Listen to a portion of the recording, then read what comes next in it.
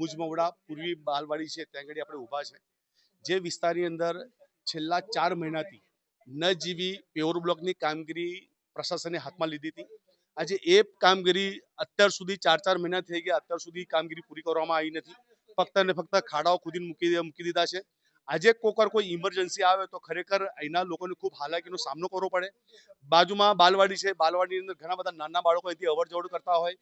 ઘણા એવા લોકો છે કે એમને ખાડામાં પડીને એમના પગ પણ ફ્રેક્ચર થઈ ગયા છે.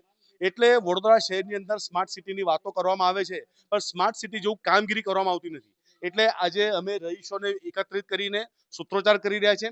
સાથે સાથે આ કામ જે પણ અધિકારીના હેઠળ આ કામગીરી ધરવામાં આવી છે, એ અધિકારીને સૌથી પહેલા સસ્પેન્ડ કરે અને જે પણ કોન્ટ્રાક્ટર છે એને બ્લેકલિસ્ટ કરવાની આજે માંગ અમે કમિશનર પાસે અને મેયર પાસે કરી રહ્યા છીએ.